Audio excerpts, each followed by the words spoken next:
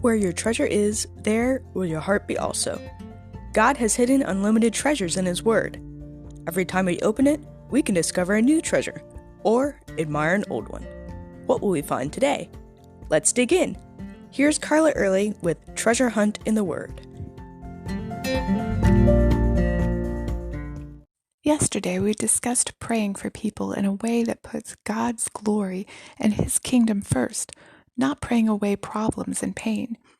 So many stories in the Bible show us God using pain and adverse circumstances to bring people to Himself, to show them what He's like, to demonstrate His power and authority, to give people a second chance. Think about Joseph. He had to go through some pretty awful things. The hatred of his brothers, being sold into slavery in a foreign country, unjustly being thrown into jail and forgotten. But he endured all this, knowing that God had a plan for him. And in the end, he could say to his brothers in Genesis 50, verse 20, "You meant evil against me, but God meant it for good."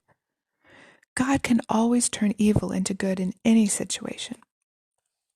What about Jonah? He ran away from God, and God had to get him in the stomach of a big fish in order to get his attention, and to get him back on the right path. I bet Jonah's mother hadn't prayed for that. And in the New Testament, what about all those miracles? When Jesus came across a man born blind, the disciples asked him, "Who sinned, this man or his parents, that he was born blind?" Jesus answered, "Neither, but that the works of God should be revealed in him." And Jesus healed him. The man had been blind from birth just for this moment, to be healed by Jesus, for Jesus to show His power through him so he could be a walking testimony of Jesus' glory. The man also lost any spiritual blindness he might have had, as he declared to the Pharisees, if this man were not from God, he could do nothing. Then there was Lazarus. His sisters sent word to Jesus that Lazarus was sick. Their implication was that they were asking Jesus to heal him. They assumed He would because He loved their family. But what did He say in reply? "This illness does not lead to death. It is for the glory of God, so that the Son of Man may be glorified in it." That must have been so confusing, disappointing, and frustrating when Lazarus died. We could see how God got much more glory through that than if Jesus had merely healed him. Then there's a story I ran across recently in 2 Chronicles 23. This really shows what God can do with circumstances in a person's life. Hezekiah was one of the few godly kings of Judah, but his son Manasseh was known as one of the worst. He undid all the good his father had done. He made altars to other gods, even in God's temple. He sacrificed his sons to gods and used fortune-telling and sorcery.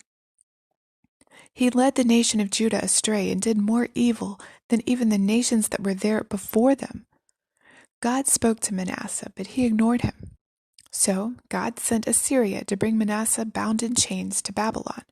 There he found the Lord. In 2 Chronicles 33, 12 and 13, it says, "In his distress he sought the favor of the Lord his God, and humbled himself greatly before the God of his ancestors. And when he prayed, the Lord was moved by his entreaty, and listened to his plea. So he brought him back to Jerusalem and to his kingdom. Then Manasseh knew that the Lord is God." God allowed all that in His sovereign plan to bring Manasseh to Him. When Manasseh went back to Jerusalem, he undid all the evil he had done and reestablished the worship of the Lord throughout the land. What a dramatic change God brought in him through his circumstances. So don't try to pray away a crisis. You never know what God will do with it. He might use it, as He did in Manasseh's life, to give your friend or family member a second chance. You'd never want to get in the way of that. Our prayer is always for His name and His glory. You can contact us at treasurehuntintheword@gmail.com. You can listen to other episodes on our website, which you'll find in the description below. I'm Carla Early, and thanks for listening. And remember, where your treasure is, there will your heart be also.